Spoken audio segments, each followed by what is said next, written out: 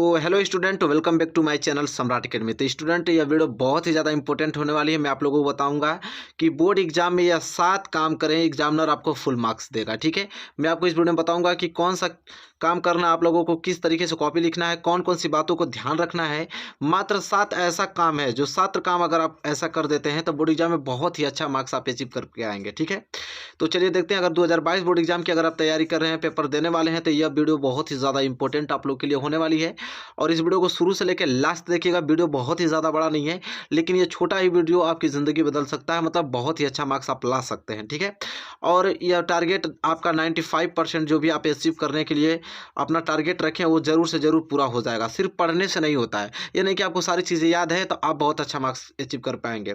पढ़ने के साथ साथ और भी बहुत सारी चीज़ें हैं जो कि आपको पेपर में ध्यान रखने योग्य बातें हैं, और वही मैं इस वीडियो में आपको बताने वाला हूं। ठीक है, तो जैसा कि देख पा रहे हैं, यहाँ से मैं पहली टॉपिक स्टार्ट करने वाला हूं, जो कि आप लोगों को बहुत अच्छे तरीके से इसको याद कर लेना है कि पहले यही काम करना है आप लोगों को। ठीक है, सबसे पहले आपको करना क्या है कि जब बोर्ड एग्जाम में आपको कॉपी मिलेगी, सबसे पहला देखिए, ध्यान से आप हमारी बातों को ध्यान से सुनिएगा। सबसे पहले जब बोर्ड एग्जाम में आप लोगों को कॉपी मिलेगी, तो मिलने के बाद आपको करना क्या है कि सिंपल से पहले आप लोगों को रोल नंबर लिखना है। ठीक है, रोल नंबर आपका बिल्कुल एकदम करेक्ट होना चाहिए, बिल्कुल करेक्ट। आपका रोल नंबर 1 या 2 बार जरूर से आप मिला लें।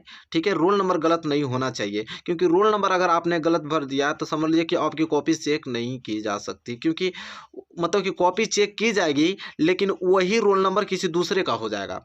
ऐसा नहीं है कि कॉपी तो चेक की जाएगी आपकी, लेकिन वो रोल नंबर किसी दूसरे का हो जाएगा।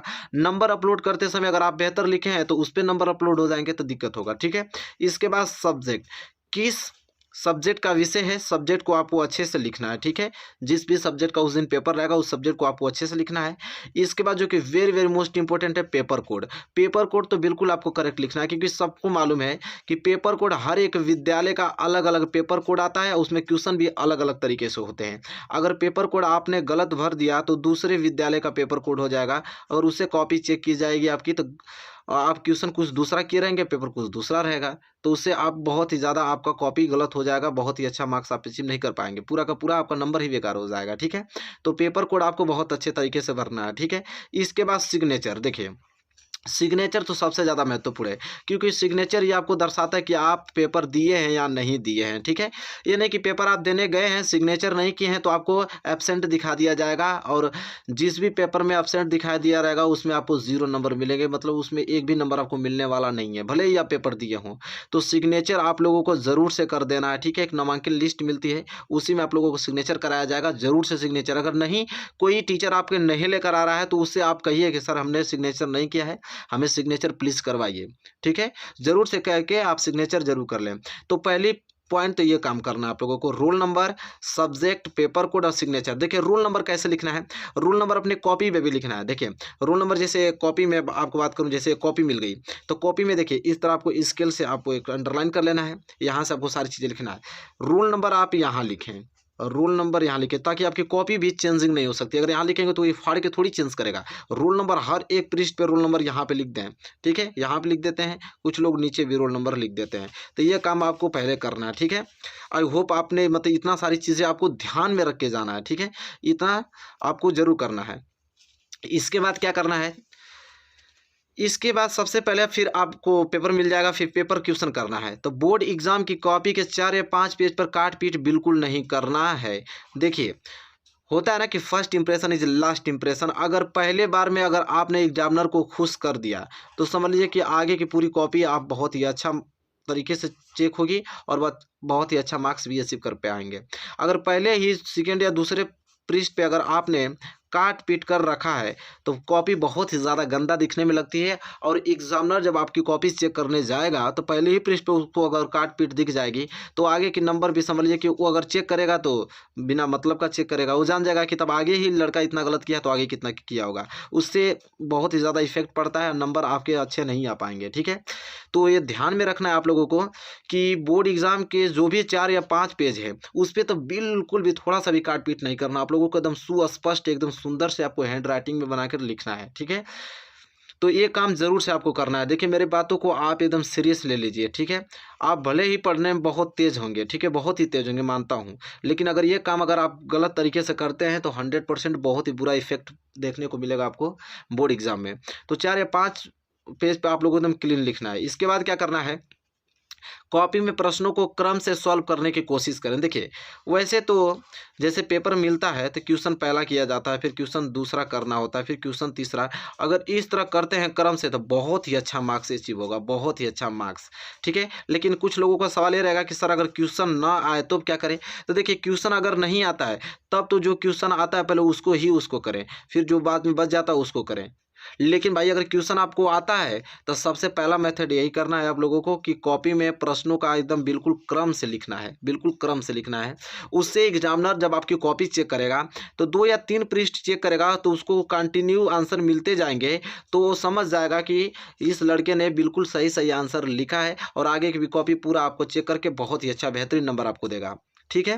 तो ये काम आपको पहले करना है कि अगर प्रश्न सारे आते हैं तो उसको क्रम से लिखें। किसे? क्रम से लिखना है आप लोगों को, यह काम आप जरूर से कीजिएगा।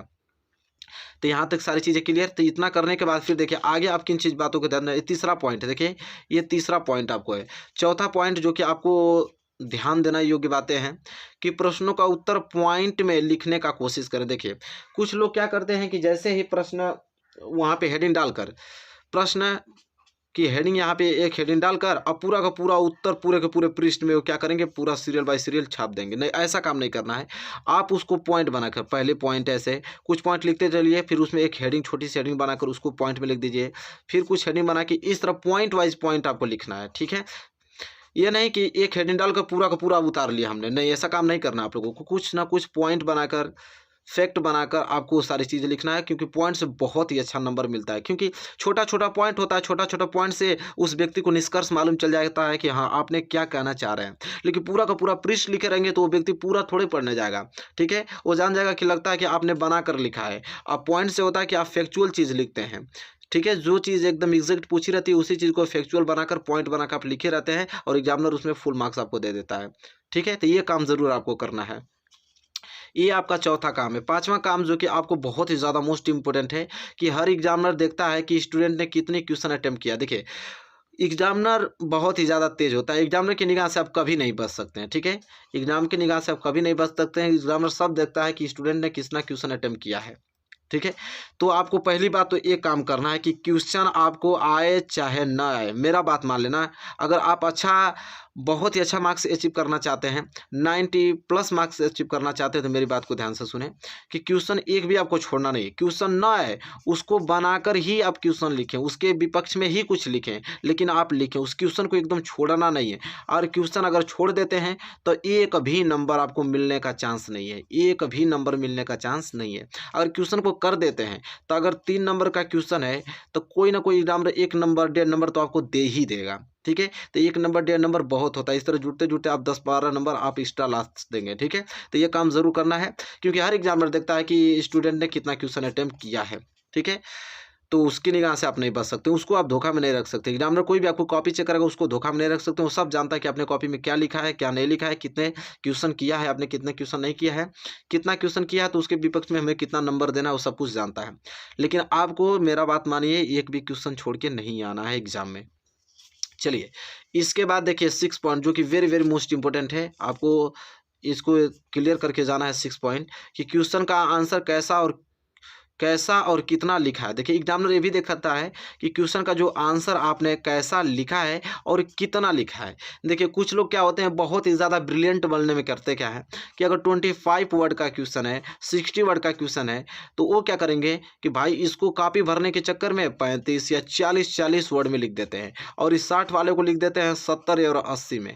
भाई एग्जामिनर जो वहाँ पर बैठा है वो पागल नहीं है, ठीक है। वो सब कुछ जानता है कि 25 वर्ड में कितना लाइन तक क्वेश्चन लिखा जा सकता है, चाहे 60 वर्ड में कितना लाइन तक क्वेश्चन लिखा जा सकता है। तो ज़्यादा ओवर दिमाग ना लगाएं, क्योंकि ओवर दिमाग लगाएंगे तो पूरा का पूरा रिजल्ट ही आपका खराब हो जाएगा। जितना भाई बोला है 25 वर्ड में, 60 वर्ड में आप मैक्सिमम 2 या 3-4 वर्ड आप एक्स्ट्रा लिख सकते हैं, 2 या 3 वर्ड कम भी लिख सकते हैं। ये नहीं कि कॉपी भरने के चक्कर में 60 की जगह 100 लिखने लगे, नहीं, ऐसा काम नहीं करना है। एग्जैक्ट जो बोलता है उसी के विपक्ष में फैक्चुअल चीज़ वही चीज़ लिखा जाता है जो क्वेश्चन में पूछा गया है। ये नहीं कि फालतू की कॉपी भरने के चक्कर में सारा चीज़ एकदम बिल्कुल भर दें कॉपी कि हमें पूरा नंबर मिल जाएगा, एक भी नंबर नहीं मिलेगा, एग्जामिनर पूरा का पूरा काट के फेंक देगा। ठीक है, ये बात याद रखें।